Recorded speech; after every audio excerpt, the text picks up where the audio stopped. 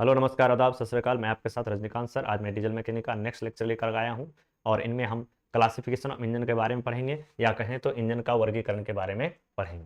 तो देखते हैं, कहता है इंटरनल कंबशन इंजन का वर्गीकरण निम्न अनुसार से किया गया है। निम्न मतलब जो यहाँ नीचे दिए गए हैं उसके आधार से इंजन का वर्गीकरण किया गया है। पहला है इंजन किस कार्य के लिए प्रयोग में लिया जा रहा है, तो कार्य के आधार से भी हम इंजन को अलग अलग भागों में बांटेंगे, तो उसके आधार से। और दूसरा है इंजन में कौन सा फ्यूल का प्रयोग किया गया है। फ्यूल का मतलब होता है ईंधन, तो कौन सा ईंधन हम इंजन में इस्तेमाल करते हैं, तो उसके आधार से भी इंजन को अलग अलग वर्गों में बांटा गया है।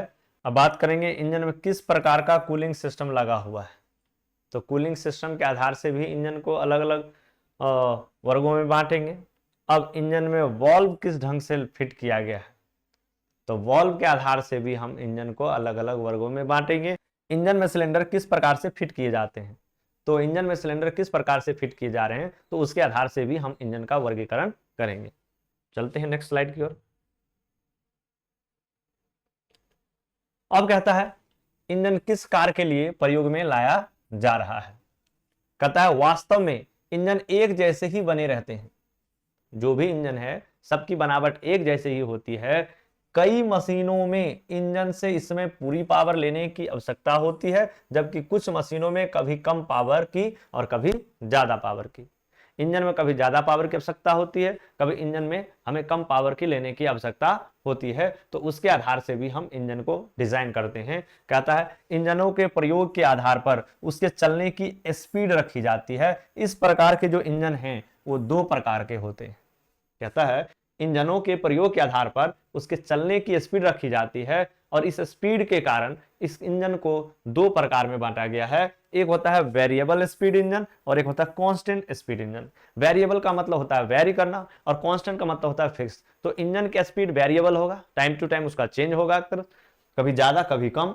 और कांस्टेंट स्पीड मतलब जो फिक्स होगा, जो एक ही उसकी चाल पर चलेगी, उसका स्पीड कांस्टेंट होगा।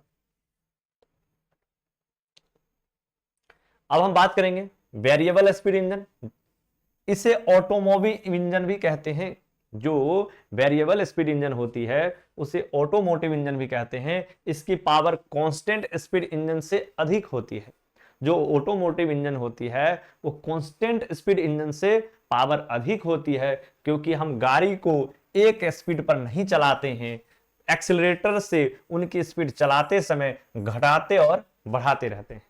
जो ऑटोमोबाइल इंजन है तो उसको हम लोग क्या करते हैं, या ऑटोमोटिव इंजन है तो उसकी स्पीड को हम एक्सेलरेशन के माध्यम से या एक्सीलरेटर के माध्यम से उसकी स्पीड को हम बढ़ाते और घटाते रहते हैं। जैसे मोटरसाइकिल, कार, बस, ये सारा का सारा जो गाड़ियां हैं ये वेरिएबल स्पीड इंजन है, क्योंकि इंजन की स्पीड हम वेरी करते हैं, समय टू समय वेरी करते हैं। हम एक्सीलरेटर की मदद से कभी हम ज्यादा एक्सीलरेटर देते हैं, कभी कम एक्सीलरेटर देते हैं, जिसकी वजह से हमारे इंजन की स्पीड कभी ज्यादा होती है, कभी कम होती है। इसलिए इस इंजन को वेरिएबल स्पीड इंजन कहा गया है, क्योंकि इनके इंजन की स्पीड में वेरी होती है। वेरी मतलब चेंजिंग होता है, मतलब बदलाव होता है, स्पीड में परिवर्तन होती रहती है।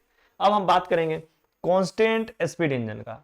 तो इसमें जो इंजन होगी उसकी स्पीड क्या होगी, कांस्टेंट होगी। कांस्टेंट का मतलब होगा स्थिर होगी, मतलब एक ही चाल से जो इंजन चलेगी उस इंजन को हम कांस्टेंट स्पीड इंजन कहेंगे। कहता है इस श्रेणी में इंजन वे आते हैं जिसमें पूरी पावर चक्रों में ली जाती है। ऐसे इंजन बिजली जनरेटर सेट आदि मशीनों में प्रयोग की जाती है। तो शादी ब्याह में आपने देखा ही होगा कि गांव घर में इंजन लाई जाती है और वो जो इंजन होती है वो कंटिन्यूसली एक ही चाल पर चलती रहती है, तो वो हमारी कौन सी इंजन हो गई, कांस्टेंट स्पीड इंजन हो गई। कहता है उन्हें जनरेटर को पूरी स्पीड में पूरी शक्ति के साथ लंबे समय तक चलाना होता है और यह इंजन लंबे समय तक पूरी स्पीड में पूरी शक्ति के साथ चलाए जाते हैं, इसलिए इनकी हॉर्स पावर लगभग 10% वेरिएबल स्पीड इंजन से कम रखी जाती है। जो वेरिएबल स्पीड इंजन है तो उसकी तुलना में ये कांस्टेंट स्पीड इंजन है, इनकी जो हॉर्स पावर है लगभग 10% तक कम रखी जाती है। कहता है वैसे देखने में और बनावट में यह दोनों इंजन एक ही जैसी होती है। कांस्टेंट स्पीड इंजन और वेरिएबल स्पीड इंजन दोनों इंजन की बनावट समान होती है। अंतर सिर्फ रहता है फ्यूल डिलीवरी का। विद्युत उत्पादन जनरेटर पावर स्टेशन में इसके चक्कर प्रति मिनट, जिसको आरपीएम बोलते हैं, आरपीएम को इंग्लिश में बोलते हैं रेवोल्यूशन पर मिनट, कांस्टेंट जो होती है वो 3000 रखे जाते हैं। तो ये जो कांस्टेंट स्पीड इंजन है उनकी जो आरपीएम है वो लगभग 3000 रखी जाती है। अब बात करेंगे इंजनों में विभिन्न प्रकार के ईंधन। तो अलग अलग इंजन में अलग अलग प्रकार के ईंधन फ्यूल का इस्तेमाल करते हैं। तो उसमें कौन कौन सा फ्यूल इस्तेमाल करते हैं? पेट्रोल यूज करते हैं, एलपीजी यूज करते हैं, सीएनजी यूज करते हैं, डीजल यूज करते हैं, ऑटो गैस यूज करते हैं। आजकल तो इन ईंधनों के अलावा बायोडीजल भी गाड़ियां चलाई जा रही है, उसमें हम बायोडीजल ईंधन का इस्तेमाल करते हैं। कूलिंग सिस्टम कहता है इंजन का वर्गीकरण कूलिंग सिस्टम के अनुसार से करते हैं। तो कूलिंग सिस्टम के आधार से इंजन को दो प्रकार में बांटा गया है, एक होता है एयर कूलिंग सिस्टम और दूसरा होता है वाटर कूलिंग सिस्टम। अब हम बात करेंगे air cooling system. Air cool engine में हवा सिलेंडर ब्लॉक के आगे चलने से टकराती है, या तो कहें तो ब्लोअर लगाकर हम सिलेंडर को ब्लॉक व हेड के आसपास घुमाया जाता है ताकि वह इनकी गर्मी को साथ लेकर बाहर निकल जाए। एयर कूल इंजन ज्यादातर छोटी गाड़ियों में इस्तेमाल होती है, जैसे मोटरसाइकिल, स्कूटर आदि में काफी प्रचलित है।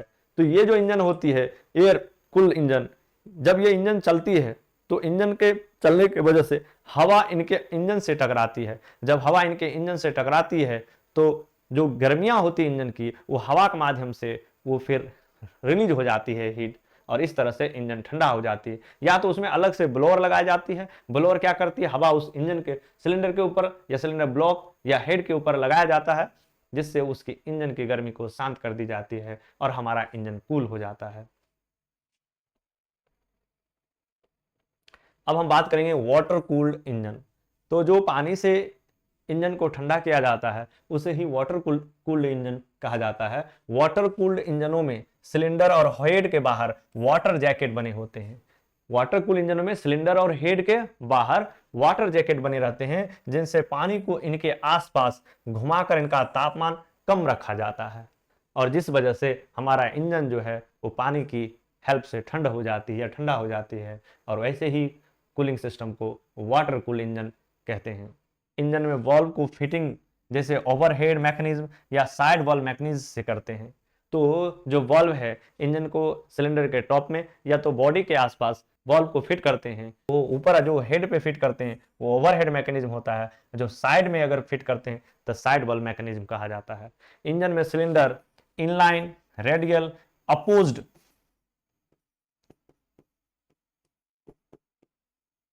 अपोज लगे हुए हैं। तो इंजन की दक्षता स्पेस के आधार पर तय किया जाता है। इंजन की जो दक्षता है वो किसके आधार पर?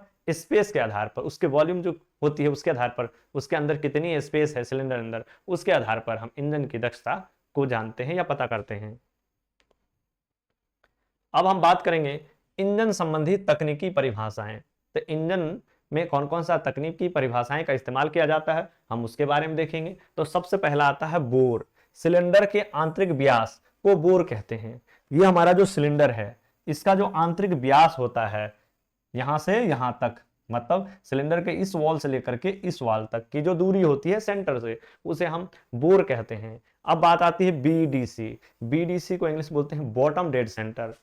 कहता है सिलेंडर में पिस्टन की गति के निम्नतम बिंदु को बॉटम डेड सेंटर कहते हैं, और टीडीसी सिलेंडर पिस्टन की गति के उच्चतम बिंदु को टॉप डेड सेंटर कहते हैं। बीडीसी और टीडीसी। तो हम देखेंगे कि हमारा जो ये वाला पोर्शन है जहां हमारा पिस्टन सबसे लास्ट नीचे पहुंचती है अंत में, तो इसको बोलते हैं बीडीसी, बॉटम डेड सेंटर। और जब पिस्टन ऊपर की ओर मूव करती है तो जहां हमारी अंतिम पड़ाव होती है पिस्टन की, उसे हम टॉप डेड सेंटर कहते हैं। अब बात आती है स्ट्रोक की। पिस्टन द्वारा सिलेंडर के अंदर टीडीसी से बीडीसी की तथा बीडीसी से टीडीसी के तक चली गई दूरी जो है उसे स्ट्रोक कहते हैं या स्ट्रोक कहलाती है। क्या होगी? पिस्टन टीडीसी से बीडीसी आएगी और फिर बीडीसी से टीडीसी तक आएगी। तो वहां तक जितनी डिस्टेंस कवर करी है तो वो हमारा स्ट्रोक कहलाएगी। अब हम बात करेंगे स्ट्रोक लंबाई। कहता पिस्टन द्वारा बीडीसी से टीडीसी तक चली गई रेखीय दूरी को स्ट्रोक लंबाई कहते हैं। तो हमारा क्या है कि बीडीसी से लेकर के कहां तक? टीडीसी तक। ये जो चली गई कुल दूरी है वही हमारा स्ट्रोक लंबाई है। हम सिलेंडर में जब हम सिलेंडर की वॉल्यूम निकालते हैं मैथ क्लास में, तो उसमें जब हम सिलेंडर के बारे में पढ़ते हैं तो यहां से यहां तक की जो डिस्टेंस होती है उसे हम हाइट लेते हैं, और यहां जो सिलेंडर है इंजन वाली उसमें हम हाइट नहीं लेकर के हम स्ट्रोक लेंथ लेते हैं, और इसको हम एल से डिनोट करते हैं, स्ट्रोक लेंथ को एल से डिनोट करते हैं। अब हमें क्या करना है, सिलेंडर के आयतन को निकालना है। सिलेंडर के आयतन को निकालना है तो हम वॉल्यूम निकालेंगे। तो कहता है पिस्टन द्वारा टीडीसी से बीडीसी तक हटाए गए मिश्रण का आयतन सिलेंडर आयतन कहलाता है। सिलेंडर आयतन किसे कहते हैं कि पिस्टन द्वारा यहाँ टीडीसी, पिस्टन द्वारा टीडीसी से बीडीसी तक हटाए गए मिश्रण का आयतन सिलेंडर का आयतन कहलाता है। इसे वीएस से दर्शाते हैं।